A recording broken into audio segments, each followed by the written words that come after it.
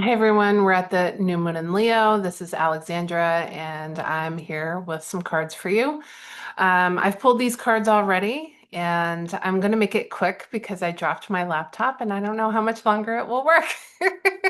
So we're going to make this quick today, but wanted to pop in and give you guys some guidance because it's been a wacky, wacky week for sure. Um, so we're starting here with the Four of Cups, and that leads right into the Ace of Cups. And what I find interesting about that pairing is it's sort of like our relationship with ourselves and our suffering, our misery, that is sort of the romance right now. Like we have to connect in with ourselves in a more meaningful way. What's important to us, what inspires us. Um, and this is like, leaving behind the misery, leaving behind some of the heaviness, depression, ennui.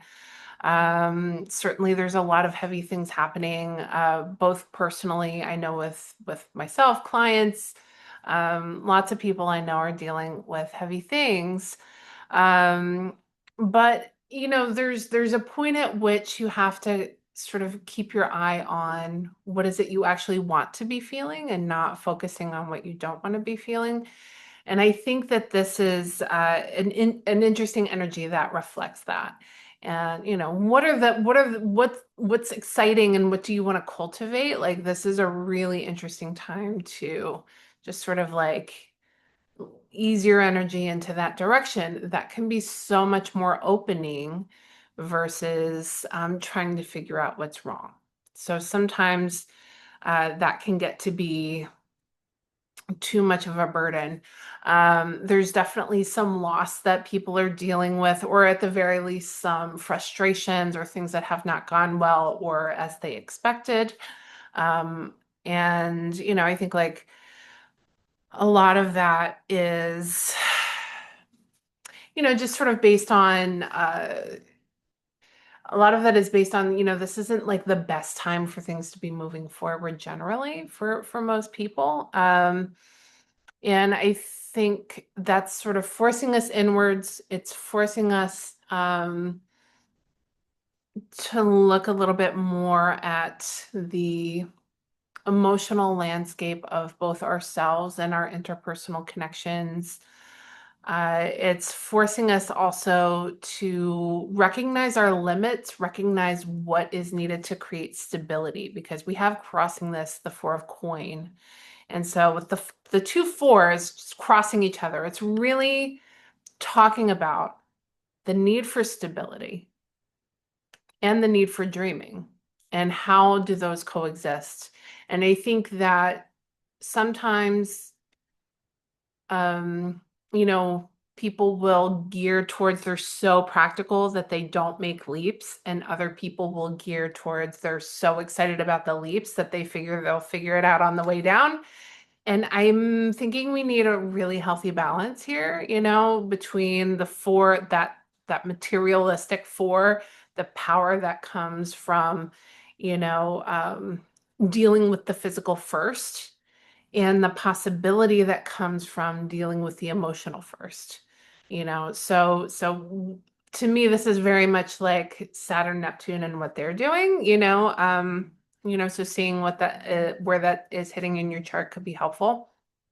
Saturn and Neptune are both retrograde, very, very close to each other in Aries, the sign of the self. So, moving a little forward into the future, we've got the Magician, and I really like that for us because this is really talking about the power of tension and the alchemy that can come from tension. Um, so we've got the Magician. We've got this beautiful Ace of Cups that's like, okay, we've got this tension, we've got this inspiration. Now we're moving into making things happen. So we've got the Magician paired with the Three of Coin. And I would say that this is going to very specifically relate to, people who work in the healing arts, in any way, shape, or form. It could be, whether it's a wellness practitioner, coach, doctor, nurse, anyone who is dealing, body workers, anybody who deals with health. So the magician here may speak to you a little more differently, because this is about your ability to kind of alchemize and work with the problems before you in that particular way. The magician also has this shadow, which is um, really, how do I put this? It's like the focus of the self is so strong that it can miss what else is happening.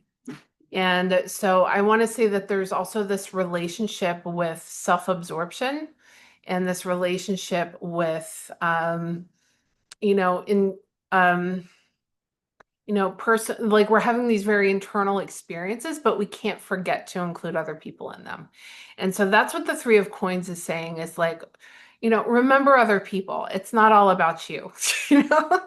So but this is like a beautiful energy too, where it's like there's this consolidation and creative force that's moving through the individual.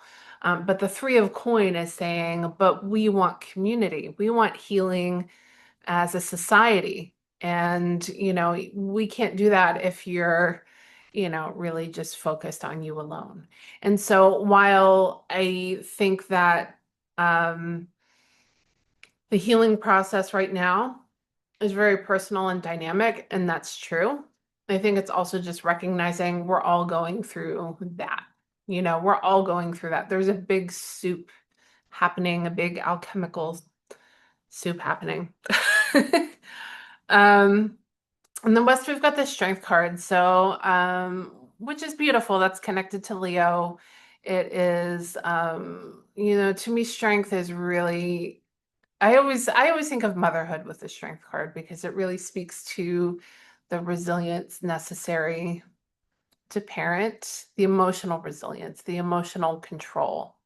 And it's not a conditioned control. It's a sort of like, I'm going to recognize my emotion and I'm going to, bring a peaceful temper or a kindness to whatever is happening. We're going to bring a tenderness to hard things, you know.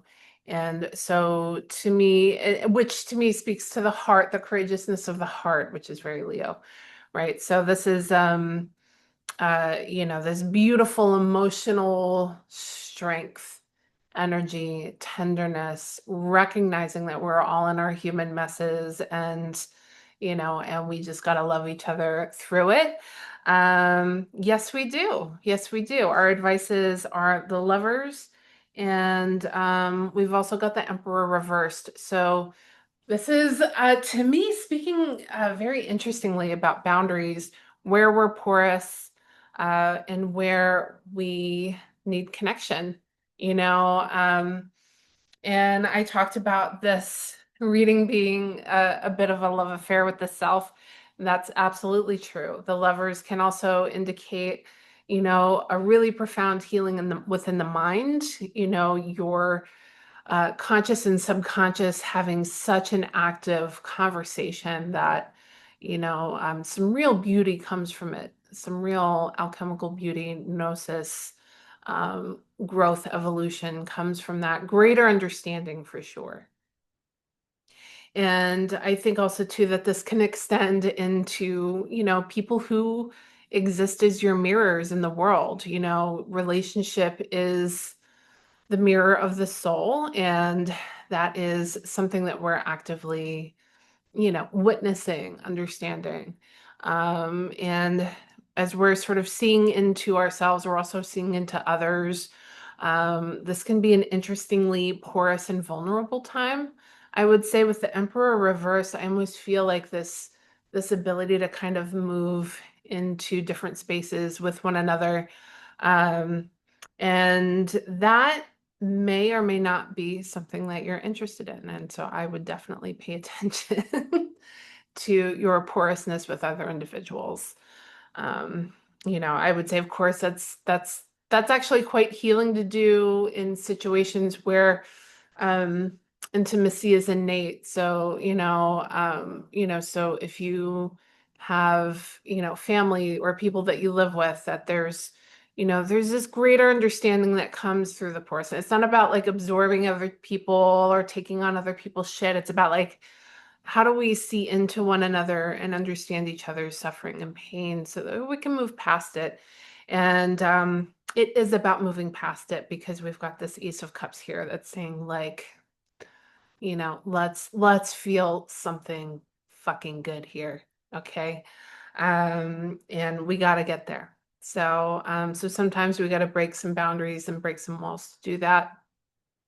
I'm going to say that this isn't easy, could be interesting, and certainly has some long-term potential to it. So, love wisely and deeply.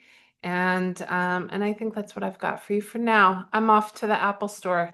Lots of love to all of you.